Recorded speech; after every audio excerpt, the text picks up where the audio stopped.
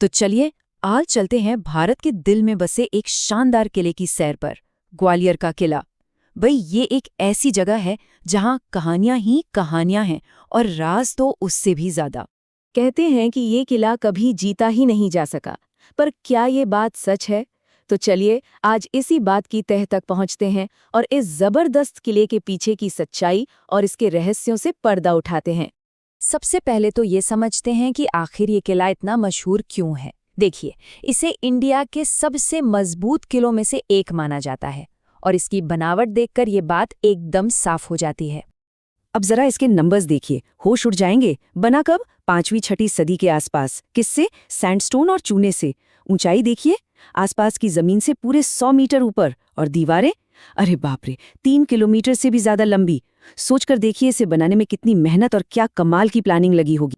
ये किला सिर्फ पत्थर और चूने का ढांचा नहीं है, समझ लीजिए ये एक जीता जागता इतिहासकार है। जरा सोचिए, 1000 साल से भी ज्यादा हो गए। इसने अपनी आंखों के सामने बड़े बड़े राजवंशों को बनते और बिगड़ते देखा है, खौफनाक लड़ाइयां भी देखी हैं और शाही जश्न भी। तो चलिए अब उस रास्ते पर चलते हैं जो हमें किले के दरवाजे तक ले जाता है।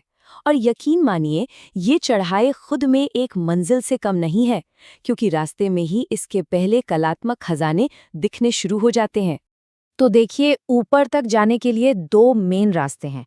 पहला है ग्वालियर गेट, ये पैदल वालों के लिए है, और दूसरा है उरवाई गेट।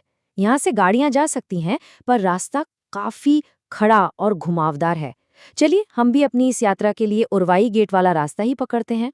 और जैसे जैसे हम उरवाई गेट से ऊपर की तरफ बढ़ते हैं ना, क्या शानदार नजारा दिखता है। चट्टानों को काटकर बनाई गई जैन तीर्थंकरों की विशाल मूर्तियां हमारा स्वागत करती हैं। ये मूर्तियां सैकड़ों साल पुरानी हैं और इनको देखकर किसी का भी मुंह खुला का खुला रह जाए। तो पहाड़ी की चोटी पर पहुंचते ही हम सीधा किले के दिल में दाखिल होते हैं। और यहाँ एक ऐसा महल है जो सिर्फ पत्थरों से नहीं, बल्कि एक कभी न भूलने वाली प्रेम कहानी से बना है। हाँ, ये है गुजरी महल। इसे बनवाया था राजा मान सिंह तोमर ने अपनी प्यारी रानी मृगनैनी के लिए। कहते हैं कि ये महल उन दोनों के अटूट प्यार की निशानी है। आज के टाइम में ये गुजरी महल एक आर्कियोलॉजिकल म्यूजियम बन चुका है। यहाँ आस-पास की जगहों से मिली वो बेशकीमती मूर्तियां रखी हैं, जिनमें से कुछ तो सोचिए पहली सदी की हैं। कितनी पुरानी!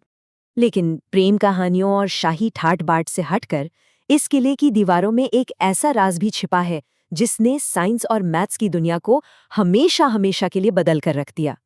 कोई अंदाजा है क्या हो सकता है वो? नहीं, ये किसी राजा रानी की कहानी नहीं है। ये उससे कहीं ज्यादा बड़ी, कहीं ज्यादा गहरी बात है।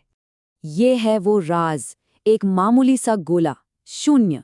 हाँ, किले के अंदर एक छोटे से मंदिर की दीवार पर शून्य यानी 0 का ये निशान खुदा हुआ है।